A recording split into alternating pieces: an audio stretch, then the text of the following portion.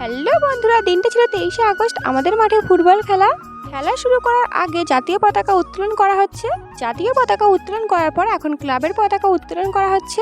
আর সব স্কুলের ছাত্রছাত্রীরা সারিবদ্ধভাবে দাঁড়িয়ে আছে। পতাকা উত্তোলন পর্ব শেষ করে এখন কাটতি করাও ও বিরসা মুন্ডার প্রতিকৃতিতে মাল্যদান করা হচ্ছে। সব শেষে সবাইকে লজেন্স দিয়ে বাড়ি চলে এসেছি। এখন আবার রেডি হয়ে যাচ্ছি খেলার মাঠে। প্রতি বছর আমাদের এই মাঠে জন্মাষ্টমী উপলক্ষে হুদা মহানালা আদিবাসী শ্মশান কমিটির পরিচালনায় প্রতি বছরই 2 দিন ব্যাপী 16 দলীয় ফুটবল টুর্নামেন্টের আয়োজন করা হয়।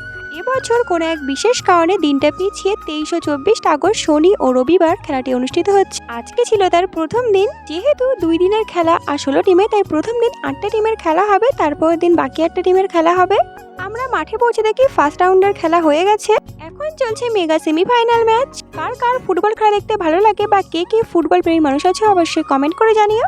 এখন সবাইকে চা বিস্কুট দেওয়া হচ্ছে, তো আমরা এক এক করে সবাইকে চা বিস্কুট দিয়ে নিচ্ছি। সবাইকে চা বিস্কুট দেওয়া কমপ্লিট। এখন আমরা একটু চা খেয়ে নিচ্ছি।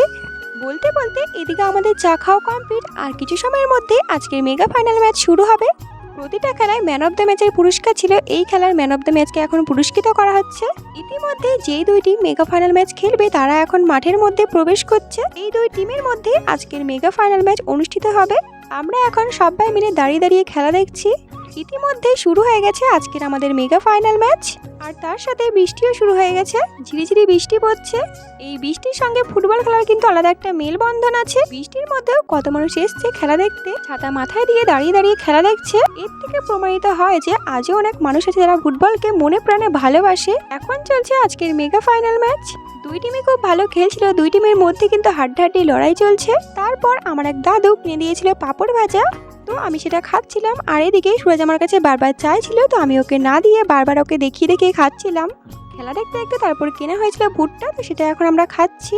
এখন দিনের আলো কমে প্রায় সন্ধে হয়ে এসছে, আর এখনো পর্যন্ত কোনো টিম গোল করতে পারেনি।